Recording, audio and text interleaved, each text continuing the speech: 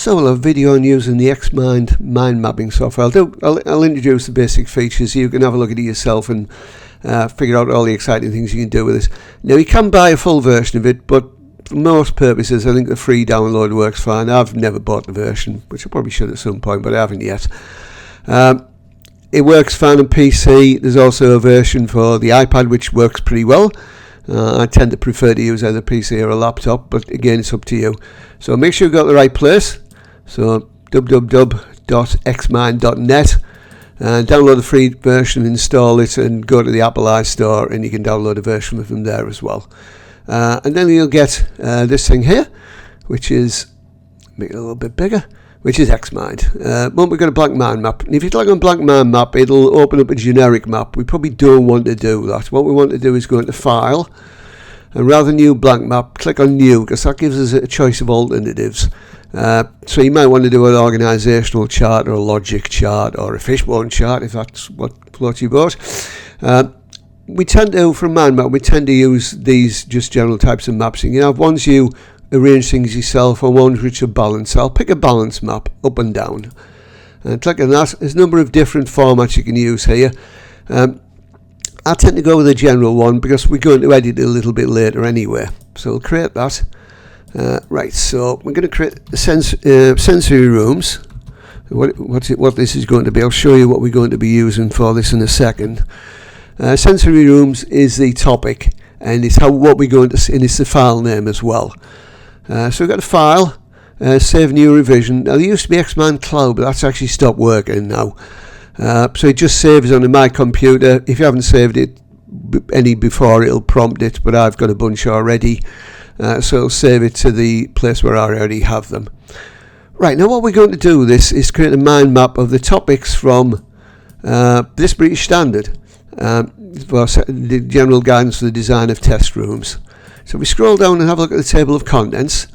Some things which we're not particularly interested in at the start, but then when we get down to here, there's topics which we can use as our basis, starting off with 5 creation of test rooms and 6 testing area, which we'll notice is broken down into subtopics. All the way down to 9 additional areas. So we've got 1, 2, 3, 4, 5. So we've got 5 subtopics we want in here. So I'm going to just click on there and press tab. And press tab again and again and again and again. We'll notice it's arranged it in a particular, it's gone around in order. We can move these around, we can change them around, we can do lots of things. One thing we're probably going to want to do first is maybe change the font style. So I've just selected them, then go to the paintbrush. What I want is a little bit bigger and I want a different colour. So we'll go to blue, get rid of that. And it's actually done that one over there as well. It's dragged that over there. The automatic one has a bit of a tendency to rearrange things, but we won't worry about that now. So a couple we didn't do there. That's quite easy. It becomes easier actually once we've got a style. We copy style, we select again, and then we paste style. Okay, right. Now these are going to be renamed. They're going to be renamed on the basis of these things here. So actually, I think I probably need another one, but we'll come to that in a second. So I've selected that, just paste it in. Now, the second one down, testing area, has a number of subtopics, so we'll be adding them in a second. So 1, 2, 3 subtopics. Right, so we're going to there, get rid of full stop, and then I'm going to add 1, 2, 3 subtopics. Again, I'm going to make this a little bit bigger and change the colour. So I'm going to make this 12 points, I'm going to make this red. And close that up. So now I will add the subtopics for this. So what I'm going to do is going to pause the video and I'm going to complete the rest of the mind map, and then we'll come back and look at other formatting and other things we can do. So back in a second. Right, so we're back. There's a button down here which you can change the size of the image so we can get everything on the page at the same time. There's a number of other things you can do. We've obviously linked everything to the sensory room central concept there, but if you sort of click and get things called floating topics, you've got to be a bit careful about these. If you pull them too near to this, they will become part of a particular subtopic or topic, so you've got to be a little bit careful about this. You see, they have a bit of a life of their own, and sometimes it's better to actually create an image and then do some further editing and add various other factors that you want as the image. You can do other things as well. You can insert relationships, so they can be quite useful. So you can relate that to that, for example. You can draw a line, there's a relationship, and then you can dictate what the relationship is. I'm just going to do Control Z to get rid of those two. Don't really want them. Right, okay.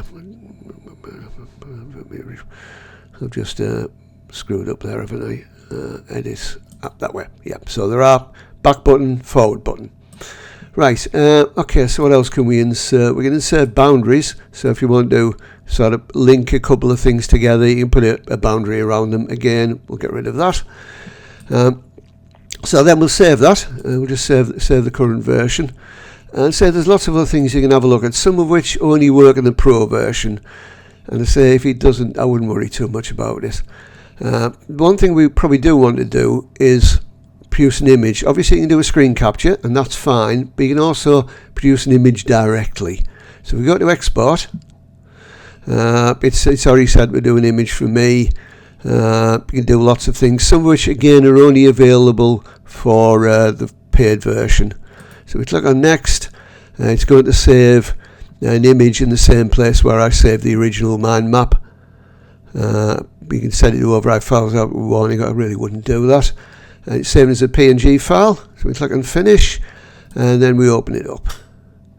And there it is. So what I'm going to do is I'm going to open that up in Microsoft Paint, which allow me to actually do some editing on this. So if you just bear with me for a second. Okay, right, okay, so there's the image in Paint. It's just pasted in, and whatever size it is, you can stretch the canvas a little bit if you want. I can make that a bit smaller, and then we're just going to stretch the canvas so we can then add some other bits and pieces. Do select. I don't want to do select here. I want to select rectangular selection. Then we'll just move all this down here. So one of the things you might want to do is perhaps add an image, or perhaps add some text.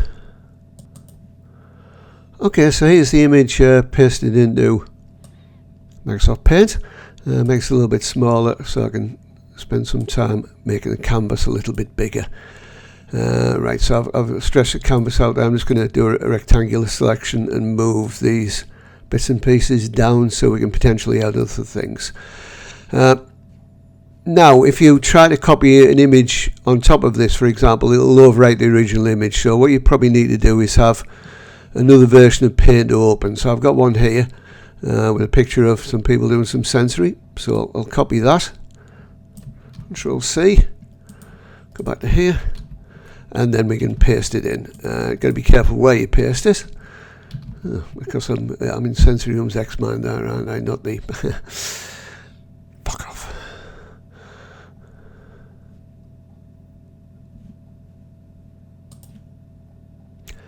So here's the mind map image pasted into Paint. Obviously you can use other tools than Paint. You can use lots of other images editors available. It's just that Paint's free and everyone has access to it.